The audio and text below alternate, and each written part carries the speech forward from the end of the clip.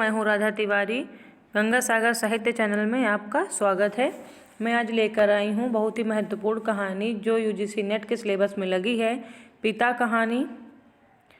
उसको आज हम लाइन बाय लाइन पूरी कवर करेंगे और उसके दृष्टि बुक से इम्पॉर्टेंट फैक्ट भी करेंगे। इसके पहले हम देख लेते हैं जितने भी कहानी लगी है अपने सिलेबस में, उसकी कहानी, उसका प्रकाशन वर्ष और किस पत्रिका से प्रकाशित हुई है। एक टोकरी भर मिट्टी 1901 में प्रकाशन है। छत्तीसगढ़ मित्र पत्रिका से प्रकाशित हुई है। चंद्रदेव से मेरी बातें 1904 प्रकाशन वर्ष है। सरस्वती पत्रिका से निकली है। दुलाई वाली 1907 प्रकाशन वर्ष है, सरस्वती पत्रिका से निकली है। नंबर 4 पे है दुनिया का सबसे अनमोल रत्न 1907-8 प्रकाशन वर्ष है, जमाना पत्रिका से प्रकाशित हुई है। 1907 या 8 आपको कोई भी मिले एग्जाम में तो आपको टिक कर देना है, ऐसा नहीं होगा कि दोनों ही आए। अगर आएगा तो वो क्वेश्चन गलत माना जाएगा। कानों में कंगना प्रकाशन वर्ष है 1913, इंदु पत्रिका से प्रकाशित हुई है कहानी। उसने कहा था 1915 प्रकाशन वर्ष है कहानी का, सरस्वती पत्रिका से प्रकाशित हुई है। आकाशदीप कहानी 1928-29 प्रकाशन वर्ष है, 28 या 29 कोई भी आ सकता है। अपना अपना भाग्य कहानी 1929 या 1931 विशाल भारत पत्रिका से प्रकाशित हुई है। ईदगाह कहानी 1933 चांद पत्रिका से प्रकाशित हुई है। गैंग्रीन कहानी, रोज, गैंग्रीन या रोज इसके दो नाम हैं, ये 1934 में प्रकाशन वर्ष इसका हुआ है। राही कहानी है 1947 प्रकाशन वर्ष, हंस पत्रिका में प्रकाशित हुई है। सिक्का बदल गया कहानी 1948 प्रकाशन वर्ष से प्रतीक पत्रिका में प्रकाशित हुई है। देखते हैं 13वें नंबर पर है परिंदे कहानी, उसका प्रकाशन वर्ष 1957 या 60 हंस पत्रिका में प्रकाशित हुई है। जब पूछे परिंदे कहानी तो आपको 1957 टिक करना है, जब परिंदे कहानी संग्रह पूछे तो 1960 टिक करना है। 14 नंबर कहानी है कोसी का घटवार, जिसका प्रकाशन वर्ष है 1957 या 58, कल्पना पत्रिका में प्रकाशित हुई है। लाल पान की बेगन 1957 प्रकाशन वर्ष है, कहानी पत्रिका में प्रकाशित हुई है लाल पान की बेगम। राजा निर्बंसिया कहानी 1957 या 58 कहानी संग्रह है, 1957-58 में प्रकाशित हुई है। तीसरी कसम उर्फ मारे गए गुलफाम 1958 अपरंपरा पत्रिका में प्रकाशित हुई है। पिता कहानी जो हम आज पढ़ने जा रहे हैं 1965 की कहानी है, किसी भी पत्रिका किसका नहीं दिए हुए है। इंस्पेक्टर माता दीन चांद पर कहानी 1970 की है। अमृत सरा गया कहानी 1973 प्रकाशन वर्ष है, 19 हंस पत्रिका में प्रकाशित हुई है। अमृत सरा गया कहानी 1973 प्रकाशन वर्ष, हंस पत्रिका में प्रकाशित हुई है। हम आज पढ़ रहे हैं पिता कहानी 1965 प्रकाशन वर्ष है। इसके पहले हम देख लेते हैं जितने भी कहानीकार लगे हैं उनका हम जीवन क्रम एक बार देख लेते हैं। माधवराव सप्रे 1871, प्रेमचंद 1880, राजेंद्र बाला घोष 1882, चंद्रधर शर्मा गुलेरी 1883, जयशंकर प्रसाद 1889, राधिका रमण सिंह 1890, सुभद्रा कुमारी चौहान 1904, जैनेन्द्र 1905, अज्ञेय 1911, भीष्म साहनी 1915, फणीश्वर नाथ रेणु का जन्म 1921, हरिशंकर परसाई 1924, कृष्णा सोपती 1925, निर्मल वर्मा 1929, कमलेश्वर 1932, शेखर जोशी 1932, ज्ञान रंजन 1936। ये था इनका जीवन क्रम, जितने भी राइटर लगे हुए हैं यूनिट 7 में। अब हम देखते हैं इम्पॉर्टेंट फैक्ट दृष्टि वाली बुक से पिता कहानी का, क्योंकि जितने भी कहानीकार लगे हुए हैं और जितनी कहानियाँ लगी हुई हैं बहुत ही महत्वपूर्ण हैं आपको देखना, क्योंकि आपको हो सकता है पहला क्वेश्चन ऊपर ऊपर से ही पूछ ले कि कौन सी कहानी कब प्रकाशित हुई है और किस कहानी संग्रह में प्रकाशित है और उसका जो प्रकाशन है कब हुआ है ये भी पूछ सकता है और किस पत्रिका से प्रकाशित हुई है। आज हम देख रहे हैं कहानी पिता ज्ञानरंजन की।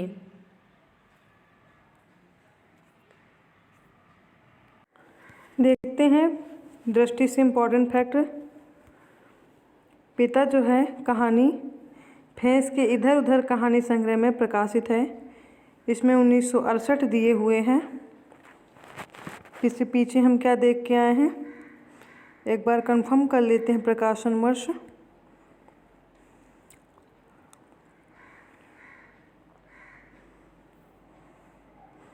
पिता 1965। पिता आपको कहानी का जो है प्रकाशन वर्ष 1965 ही याद रखना है। जो कहानी संग्रह है वो 1968 दिए हुए हैं दृष्टि वाली बुक में, आप यहाँ पे देख सकते हैं। बाकी जब कहानी पर पूछे तो आपको 1965 ही बताना है।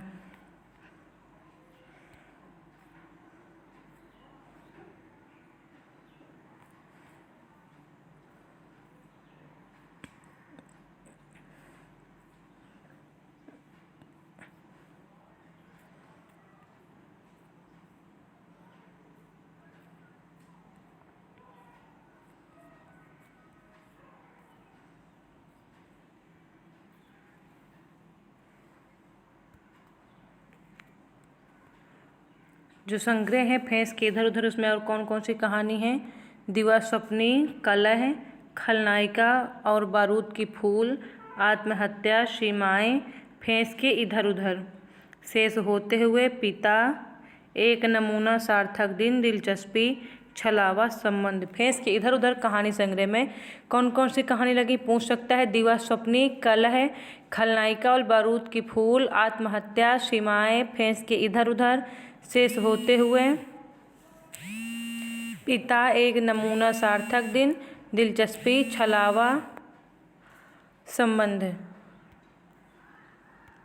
देखते हैं नए पुराने मूल्यों और संस्कारों की टकराहट का बड़ा ही सूक्ष्म अंकन और विश्लेषण ज्ञानरंजन की कहानियों में मिलता है। पिता कहानी में लेखक की दृष्टि स्थिति का पूरा जायजा लेती है और दो पीढ़ियों के अंतर को सही रूप में पकड़ती है।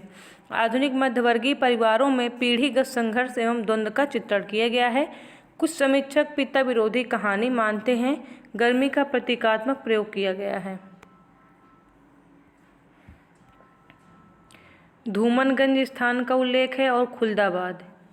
पिता कहानी में कौन कौन से स्थान का वर्णन है? धूमनगंज, खुलदाबाद। मुख्य पात्र है सुधीर जो पुत्र हैं, नई पीढ़ी का प्रतिनिधि, घनश्याम नगर का निवासी। इसी के मार्फत कथा कही गई है। पिता हैं जिद्दी है, जीवन की सुविधाओं से चिढ़ने वाले हैं, लंबे समय से रामायण गीता का पाठ करते हैं। ये क्वेश्चन पूछ चुका है कि रामायण गीता का पाठ करते हैं लंबे समय से। कलकत्ता के हॉल एडिसन के सिले कोट पहनते हैं। कलकत्ता के हॉल एंडरसन के सिले कोट पहनते हैं।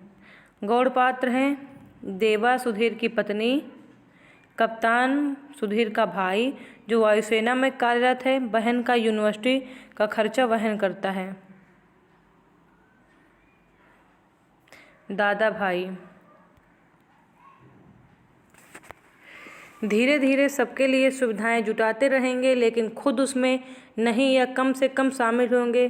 पहले लोग उनकी काफ़ी चिरौरी किया करते थे, अब लोग हार गए हैं। लड़कों द्वारा बाजार से लाई बिस्किटें, महंगे फल, पिता कुछ भी नहीं लेते, कभी लेते भी हैं तो बहुत नाक भौं सिकोड़ कर, उसके बेस्वाद होने की बात पर शुरू में ही जोर देते हुए अपनी अमावट गजक दाल रोटी के अलावा दूसरों द्वारा लाई हुई चीज़ों की श्रेष्ठता से वह कभी प्रभावित नहीं होते। वह अपना हाथ पांव जानते हैं, अपना अर्जन, और उसी में उन्हें संतोष है। वे पुत्र जो पिता के लिए कुल्लू का सेब मंगाने दिल्ली एम्पोरियम से बढ़िया धोतियाँ मंगाकर उन्हें पहनाने का उत्साह रखते थे, अब तेजी से पिता विरोधी होते जा रहे हैं। सूखी बच्चे भी अब गाहे बगाहे मुंह खोलते हैं और क्रोध उगल देते हैं। हमारे समाज में बड़े बूढ़े लोग जैसे बहू बेटियों के निजी जीवन को स्वच्छंद रहने देने के लिए अपना अधिकांश समय बाहर ही व्यतीत किया करते हैं। अगर कोई शीत युद्ध न होता पिता और पुत्रों के बीच तो वह उन्हें जबरन खींच के नीचे लाकर सुला देते, लेकिन उसे लगा कि उसका युवापन एक प्रतिष्ठा की जिद कहीं चुराए बैठा है, वह इस प्रतिष्ठा के आगे कभी मजबूर कभी कमज़ोर हो जाता है और उसे भुगत भी रहा है। दरअसल उसका जी अक्सर चिल्ला उठने को हुआ करता है, पिता तुम हमारा निषेध करते हो, तुम ढोंगी हो, अहंकारी हो, वज्र अहंकारी। लेकिन वह कभी चिल्लाया नहीं है। बस कहीं उल्लू एक गति एक वजन और विभत्सा में बोल रहा है। रात्र में शहर का आभास कुछ पलों के लिए मर सा गया है।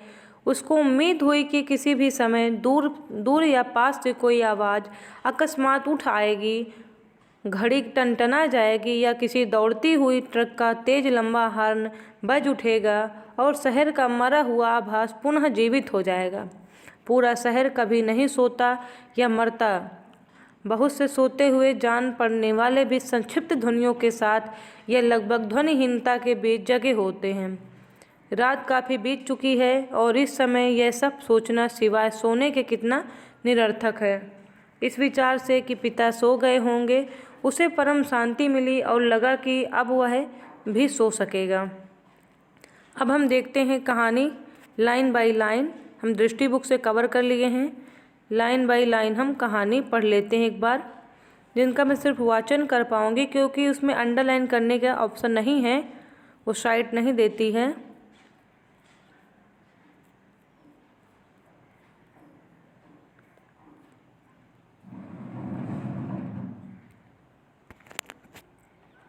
इसके पहले हम कहानी कौन कौन सी कर चुके हैं? कानों में कंगना कर चुके हैं, दुनिया का सबसे अनमोल रत्न कहानी कर चुके हैं।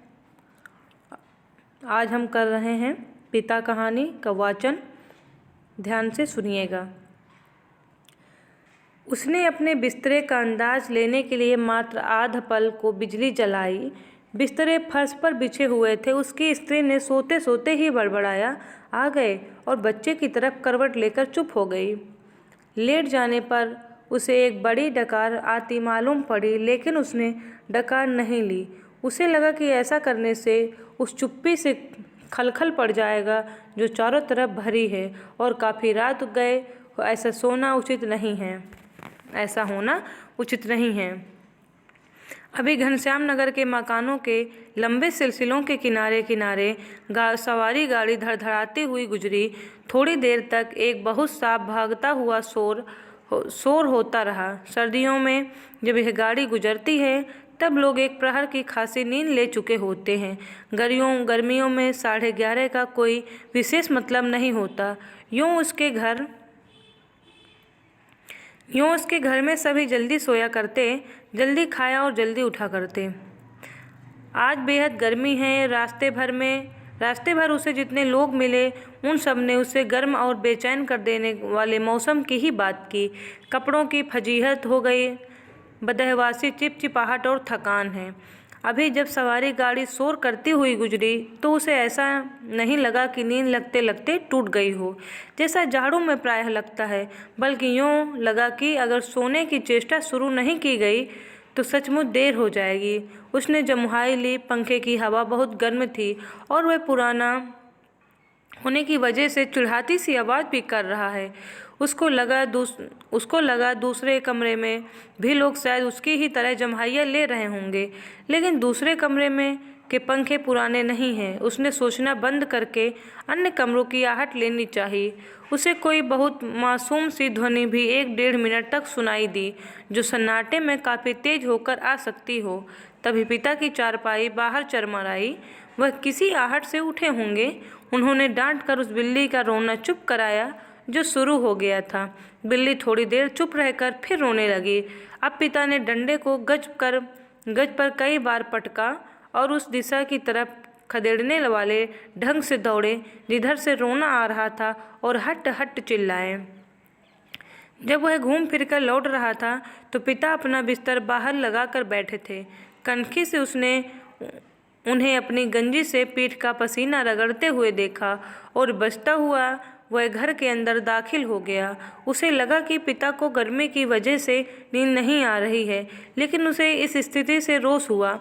सब लोग पिता के से अंदर पंखे के नीचे सोने के लिए कहा करते हैं, पर वह कभी जरा भी नहीं सुनते। हमें क्या भोगें कष्ट। कुछ देर पड़े रहने के बाद वह उठा और उसने उत्सुकतावश खिड़की से झांका। सड़क की बत्ती छाती पर है, गर्मियों में यह बेहद अखर जाता है। पिता ने कई बार करवटें बदली, फिर शायद चैन की उम्मीद में पाटी पर बैठ पंखा झलने लगे हैं। पंखे की डंडी से पीठ का वह हिस्सा खुजाते हैं जहां हाथ की उंगलियां दिक्कत से पहुंचती हैं। आकाश और दरख्तों की तरफ देखते हैं, रिलीफ पाने की बहुत हल्की उम्मीद में शिकायत उगलते हैं। बड़ी भयंकर गर्मी है, एक पत्ता भी नहीं डोलता। उनका यह वाक्य जो नितांत व्यर्थ है, अभी अभी बीते क्षण में डूब गया। गर्मी बरकरार है और रहेगी, क्योंकि यह जाड़े बरसात का मौसम नहीं है। पिता उठकर घूमने लगते हैं। 1 या 2 बार घर का चक्कर चौकीदारों की तरह ओ करते हुए लगाते हैं, ताकि कोई सेंध-वेंध न कर सके। लौटकर थके स्वर में हे ईश्वर कहते हुए उंगली से माथे का पसीना काटकर जमीन पर चुआने लगते हैं। बड़ा गजब है। कमरे की एक दीवार से टिक कर बैठ जाने पर वह काफ़ी तनाव में सोचने लगा। अंदर कमरों में पंखों के नीचे घर के सभी दूसरे लोग आराम से पसरे हैं। इस साल जो नया पेडेस्टल खरीदा गया है वह आंगन में दादी अम्मा के लिए लगता है। बिजली का मीटर तेज चल रहा होगा, पैसे खर्च हो रहे हैं, लेकिन पिता की रात कष्ट में ही है। लेकिन गजब यह नहीं है, गजब तो पिता की जिद है। वह दूसरों का आग्रह अनुरोध माने तब न। पता नहीं क्यों पिता जीवन की अनिवार्य सुविधाओं से चिढ़ते हैं। वह झल्लाने लगा। चौके से आते वक्त 4 आने की जगह 3 आने और 3 आने की होने पर 2 आने में चलने वाली रिक्शे के लिए पिता घंटे घंटे खड़े रहेंगे। धीरे धीरे सबके लिए सुविधाएं जुटाते रहेंगे, लेकिन खुद उसमें नहीं या कम से कम शामिल होंगे। पहले लोग उनके काफ़ी चिरौरी किया करते थे, अब लोग हार गए हैं, जानने लगे हैं कि पिता के आगे किसी की चलेगी नहीं। आज तक किसी ने पिता को वॉश बेसिन में मुँह हाथ धोते नहीं देखा। बाहर जाकर बगिया वाले नल पर ही कुल्ला दातून करते हैं। दादा भाई ने अपनी पहली तनख्वाह में गुसलखाने में उत्साह के साथ एक खूबसूरत शावर लगवाया, लेकिन पिता को अरसे से हम सब आंगन में धोती को लंगोटे की तरह बांधकर तेल चुपड़े बदन पर बाल्टी बाल्टी पानी डालते देखते आ रहे हैं। खुले में स्नान करेंगे, जनेऊ से छाती और पीठ का मैल काटेंगे। शुरू में दादा भाई ने सोचा पिता उसके द्वारा शावर लगवाने से बहुत खुश होंगे और उन्हें नई चीज़ का उत्साह होगा। पिता ने जब कोई उत्साह प्रकट नहीं किया तो दादा भाई मन ही मन काफ़ी निराश हो गए। 1-2 बार उन्होंने हिम्मत करके कहा भी, आप अंदर आराम से क्यों नहीं नहाते? तब भी पिता आसानी से उसे टाल गए। लड़कों द्वारा बाजार से लाई गई बिस्किटें, महंगे फल, पिता कुछ भी नहीं लेते। कभी लेते भी हैं तो बहुत नाक भौं सिकोड़ कर उसके बेस्वाद होने की बात पर शुरू ही में जोर देते हुए अपनी अमावट, गजक और दाल रोटी के अलावा दूसरों द्वारा लाई गई चीज़ों की श्रेष्ठता से वह कभी प्रभावित नहीं होते। वह अपना हाथ पांव जानते हैं, अपना अर्जन और उसी में संतोष है। वे पुत्र जो पिता के लिए कुल्लू का सेब मंगाने और दिल्ली एम्पोरियम से बढ़िया धोतियां मंगाकर उन्हें पहनाने का उत्साह रखते थे, अब तेजी से पिता विरोधी होते जा रहे हैं। सुखी बच्चे भी अब गाहे बगाहे मुंह खोलते हैं और क्रोध उगलते हैं। पूछ सकता है कहाँ के सेब की बात की गई है? कुल्लू की। और धोती कहाँ की? दिल्ली एम्पोरियम की।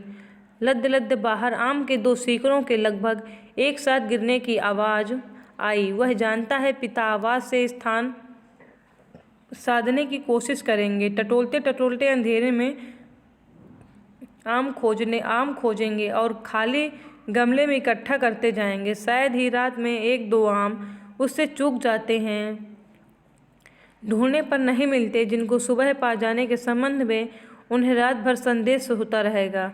दीवार से काफ़ी देर एक ही तरह टिके रहने से उसकी पीठ दुखने लगी थी। नीचे रीढ़ के कमर वाले हिस्से में रक्त की चेतना बहुत कम हो गई। उसने मुद्रा बदली। अब बाहर पिता ने फाटक खोलकर सड़क पर लड़ते चिचियाते कुत्तों को हड़काया। उसे यहाँ बहुत चीख हुई, बहुत खीज हुई। कई बार कहा, मोहल्ले में हम लोगों का सम्मान है, 4 भले लोग आया जाया करते हैं, आपको अंदर सोना चाहिए, ढंग के कपड़े पहनने चाहिए और चौकीदारियों की तरह रात को पहरा देना बहुत ही भद्दा लगता है। लेकिन पिता की अड़ में कभी कोई झोल नहीं आता। उल्टा सीधा पता नहीं कहाँ किस दर्जी से कुर्ता कमीज सिलवा लेते हैं। टेढ़ी जेब, सदरी के बटन ऊपर नीचे लगा, सभा सोसाइटी में चले जाएंगे। घर भर को बुरा लगता है। लोगों को बोलने पर पिता कह देते हैं, आप लोग जाइए ना भाई, कॉफ़ी हाउस में बैठिए, झूठी वैनिटी के लिए बेयरब को टिप दीजिए, रहमान के यहाँ 1.5 रुपये वाला बाल कटाइए, मुझे क्यों घसीटते हैं। लोगों का बोलना चुटकी भर में धरा रह जाता है। पिता वैसे तो चुप रहते हैं, लेकिन जब बात पर बहस सुन में उन्हें खींचा जाता है तो काफ़ी करारी और हिंसात्मक बात कह जाते हैं। उल्टे उन्हें घेरने वाले हम भाई बहन अपराधी बन जाते हैं। कमरे से पहले एक भाई खिसकेगा, फिर दूसरा, फिर बहन और तीसरा चुपचाप सब खींचे हारे खिसकते रहेंगे। अंदर फिर माँ जाएगी और पिता विजयी पिता कमरे में गीता पढ़ने लगेंगे या झोला लेकर बाजार सौदा लाने चले जाएंगे। होता हमेशा यही है। सब मन में तय करते हैं आगे पिता को नहीं घेरेंगे, लेकिन थोड़ा समय गुजरने के बाद फिर लोगों का मन पिता के लिए उमड़ने लगता है। लोग मौका ढूंढने लगते हैं पिता को किसी प्रकार अपने साथ सुविधाओं में थोड़ा बहुत शामिल कर सके, पर ऐसा नहीं होता। वह सोचने लगा, भूखे के सामने खाते समय होने वाली व्यथा सरीखी किसी स्थिति में हम रहा करते हैं। यद्यपि अपना खाना हम कभी स्थगित नहीं करते, फिर भी पिता की असंप्रक्ति के कारण व्याकुल और अधीर तो हैं ही। पिता अद्भुत और विचित्र हैं। वह सोचते हुए उठा, कमरे में घूमने या सिगरेट पी सकने की सुविधा नहीं, अन्यथा वह वैसा ही करता। उसने सो जाने की इच्छा की और अपने को असहाय पाया। शायद नींद नहीं आ सकेगी, यह ख्याल उसे घबराने वाला लगा। पिता अद्भुत और विचित्र हैं, यह बात वह भूल नहीं रहा था। पिछले जाड़ों में वह अपने लोभ को कुचलकर बमुश्किल एक कोट का बेहतरीन कपड़ा पिता के लिए लाया। पहले तो वह उसे लेने को तैयार नहीं हुए, लेकिन माँ के काफ़ी घुड़कने फुड़कने से राजी हो गए और उसे खुल्लाबाद के किसी लट्टू दर्जे के यहाँ सिलाने चल दिए। सुधीर ने कहा, कपड़ा कीमती है, चलिए एक अच्छी जगह में नाप दिलवा दूँ, वह ठीक सिलेगा, मेरा परिचित भी है। इस बात पर पिता ने काफ़ी हिकारत उगली और वह चिढ़ उठे। मैं सबको जानता हूँ, वही म्यूनिसिपल मार्केट के छोटे मोटे दर्जियों से काम कराते और अपना लेबल लगा लेते हैं। साहब लोग, मैंने कलकत्ते के हाल एंडरसन के सिले कोट पहने हैं अपने ज़माने में, जिनके यहाँ अच्छे खासे यूरोपियन लोग कपड़े सिलवाते थे। ये फैशन जिसके आगे आप लोग चक्कर लगाया करते हैं, उनके आगे पाँव की धूल है। मुझे व्यर्थ पैसा नहीं खर्च करना है। कितना परस्पर विरोधी तर्क किया पिता ने। ऐसा वह अपनी जिद को सर्वोपरि रखने के लिए किया करते हैं। फिर सुधीर ने भी कपड़ा छोड़ दिया। जहाँ चाहिए सिलवाइए या भाड़ में झोंक आइए, हमें क्या, वह धीरे धीरे बुदबुदाया। पिता बाहर आकर अकबका कर उठ पड़े। शायद थोड़ी देर पहले जो आम बगीचे में गिर पड़ा, उसकी आवाज़ जैसे अब सुनाई पड़ी हो। वह खिड़की के बाहर देखने लगा। किंचित टिका सा पीठ के पसीने से बनियान चिपक गई थी। बेहद घुटती हुई गर्मी मन उसका मथा जाता था। बीवी पड़ी आराम से सो रही है, इसे कुछ नहीं पता। शायद पिता की खाट खाली थी। वह गिरा आम टटोलने के लिए बगिया में घुसे होंगे। पिता कितने विचित्र हैं। लंबे समय से वह केवल 2 ही ग्रंथ पढ़ते आ रहे हैं, यंत्रवत नियमवत रामायण और गीता। पूछ सकता है कि पिताजी कौन से ग्रंथ पढ़ते थे, तो गीता और रामायण। लंबे 35 वर्षों तक, अखंड 35 वर्षों तक पूछा सकता है, 35 वर्षों तक केवल रामायण और गीता। उसके पहले युवा काल में जो कुछ जितना कुछ पढ़ा हो, उन्होंने कभी भयावह, कभी सम्मानजनक और कभी झूठ लगता। यह देख सोच कर कि कोई व्यक्ति केवल 2 पुस्तकें में जिंदगी के 35 वर्ष कैसे काट सकता है और कैसे काट लेता है, तभी उसका बच्चा कुनमुनाकर रोने लगा।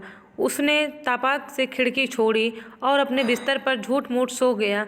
ऐसा न हो कि देवा बच्चे के रोने से उठ पड़े और संदिग्ध अवस्था में वह बहुत बेकार से प्रश्नों द्वारा हलकान करना शुरू कर दे। देवा बच्चे के मुंह में स्तन दे पहले ही सी बेखबर हो गई। वह खुद बिस्तरे पर सोता मालूम पड़कर भी जागता रहा। स्तन चूमने की चप चप आवाज़ आती रही, थोड़ी देर बाद बंद हो गई। देवा सुधीर की पत्नी थी। उसने तय किया कि वह देवा के बारे में कुछ सोचे अथवा उसके शरीर को छूता रहे। उसने देवा के कूल्हे पर हाथ रख दिया, लेकिन उसे तनिक भी उत्तेजना अपने अंदर महसूस नहीं हुई। उसने थोड़ी देर उत्तेजना की प्रतीक्षा की। अपने इस हरकत से ऊब होने लगी और मन भी लांछित करने लगा। बाहर पिता सो या जाग रहे हैं, जैसा भी हो वह बड़े जबरदस्त हैं। इस समय बाहर रहकर बाहरी होते जा रहे हैं। घर के अंदरूनी हिस्सों में लोग आराम से या कम आराम से किसी तरह सो तो गए होंगे। वह विषादग्रस्त हुआ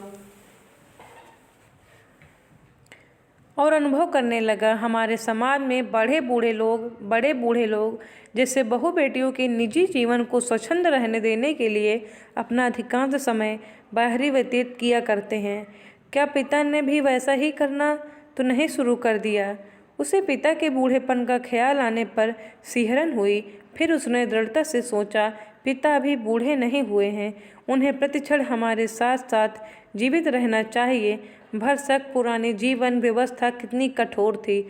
उसके मस्तिष्क में एक भिचाव आ गया। विश्वास सर्वोपरि था। उसे आंखों में हल्का जल लगने लगा।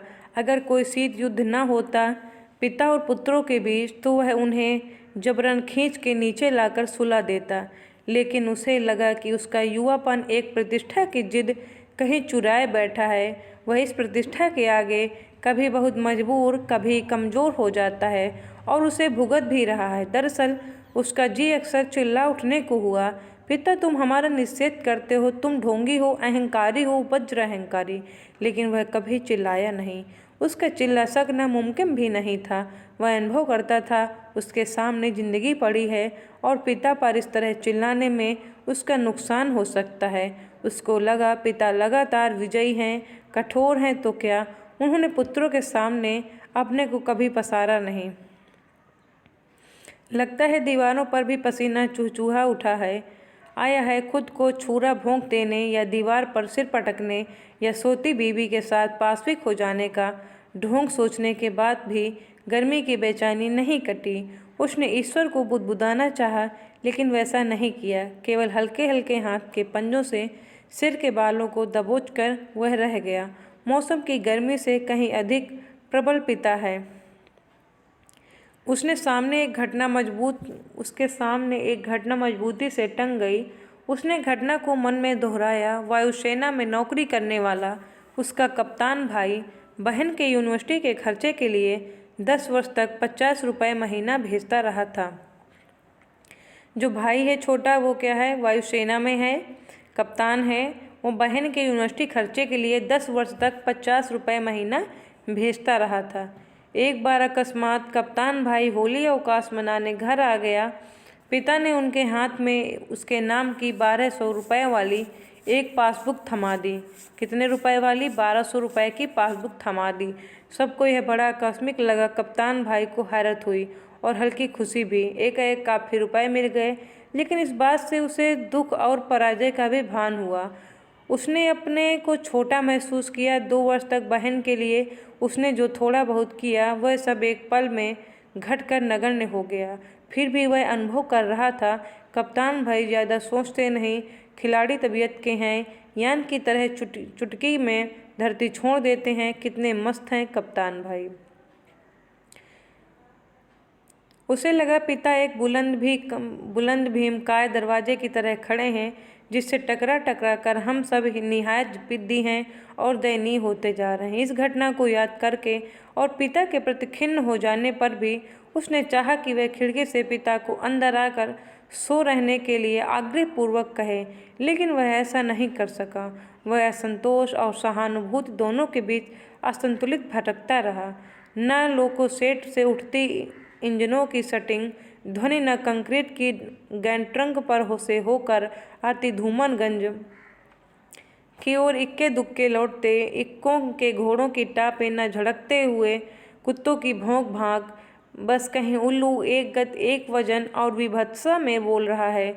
रात्रि में शहर का भास कुछ पलों के लिए मर सा गया है। उसको उम्मीद हुई कि किसी भी समय दूर या पास से कोई आवाज़ अकस्मात उठ जाएगी, घड़ी टनटना जाएगी या किसी दौड़ती हुई ट्रक का तेज लंबा हॉर्न बज उठेगा और शहर का मरा हुआ आभास पुनः जीवित हो जाएगा। पूरा शहर कभी नहीं सोता है या मरता। बहुत से सोते हुए जान पड़ने वाले भी संक्षिप्त ध्वनियों के साथ यह लगभग ध्वनिहीनता के बीच जगे होते हैं। रात काफ़ी बीत चुकी है और इस समय यह सब सोचने के सिवाय सोने के कितना निरर्थक है। शायद पिता औंध गए हैं। करवट बदलने से उत्पन्न होने वाली खाट की चरमराहट, आम टटोलते समय सूखी या सूखी पत्तियों के कुचलने की आवाज़, लाठे की पटक, मकान के फेरे, वक्त की खांस खुखार, कुत्ते बिल्लियों का हड़काना, कुछ सुन नहीं पड़ रहा। इस विचार से पिता सो गए होंगे। उसे परम शांति मिली और लगा कि अब वह भी सो सकेगा। शीघ्र नींद के लिए उसने टकटकी बांधकर पंखे की तरफ देखना शुरू किया। गर्म हवा के बावजूद दिन भर की व्यर्थ थकान और सोच विचार से पस्त हो जाने की वजह से वह नींद में चित्त हो गया। थोड़े समय उपरांत वह एकाएक उचक कर उठ बैठा। उसने चारों तरफ कुछ देख पाने के लिए कुछ क्षणों तक गड़े हुए अंधेरों को घूरा। यह हुआ कि उसे शरीर में एकाएक बहुत गर्मी सी लगी और अजीब सी सरसराहट हुई। शायद पसीने से भीगी टांग पत्नी के बदन से छू गई। मुंह में बुरा सा स्वाद भरा आया था। किसी बुरी बीमारी के कारण अक्सर ऐसा हो जाया करता है। उठकर उसने 2-3 कुल्ले किए और ढेर सारा ठंडा पानी पिया। इतना सब कुछ वह अधनींद में ही करता रहा। आंगन से पानी पीकर लौटते समय उसने इत्मीनान के लिए खिड़की के बाहर देखा। अब तक नींद जो थोड़ी बहुत थी काफूर हो गई। पिता सो नहीं गए हैं अथवा कुछ सोकर पुनः जगे हुए हैं, पता नहीं। अभी ही उन्होंने हे राम तू ही सहारा है कहकर जम्हाई दी। ऐसा उन्होंने कोई दबकर नहीं किया। रात के लिहाज से काफ़ी शोर उठाते कहा है। शायद उन्हें इत्मीनान है कि घर में सभी लोग निश्चित रूप से सो रहे हैं। पिता ने अपना बिस्तरा गोल मोड़ कर खाट के एक सिरे पर कर लिया और वही सुराही से प्याले में पानी ले लेकर अपनी खटिया की बात तर कर रहे हैं। सुराही से खाट तक और खाट से सुराही तक बार बार आते जाते हैं। बहुत बार ऐसा करने पर खाट का बाध तर हुआ। इसके बाद उन्होंने पानी पिया। तर हुआ यानी जो खटिया की बात है उसे गीली कर रहे हैं। पुनः एक बड़ी आवाज़दार जम्हाई के साथ लिपटे हुए बिस्तर का सिरहाना बना निखरी खटिया पर लेट गए। तड़का होने में पता नहीं कितनी देर थी। थोड़ी देर बाद पंखा जमीन पर गिराकर उनका दायां हाथ खटिया की पाटी से झूलने लगा। चारों तरफ धूमिल चांदनी फैलने लगी। सुबह जो दूर है के भ्रम में पश्चिम से पूर्व की ओर का वे काँव काँव करते उड़े। वह खिड़की से हटकर बिस्तरे पर आया। अंदर हवा वैसी ही लू की तरह गर्म है। दूसरे कमरे में स्तब्ध हैं। पता नहीं बाहर भी उमस है और बेचैनी होगी। वह जागते हुए सोचने लगा, अब पिता निश्चित रूप से सो गए होंगे शायद। ये कहानी पिता और पुत्र के बीच एक पीढ़ी का अंतर्द्वंद है। जो युवा पीढ़ी और पिछली पीढ़ी के जो अंतराल है वो कहानी में दिखाया गया है। मैं पूरी कहानी लाइन बाय लाइन वाचन की हूँ। इसके पहले इम्पोर्टेंट फैक्ट जो दृष्टि वाली बुक से कवर कर चुकी हूँ। आज के लिए कहानी इतना ही। धन्यवाद।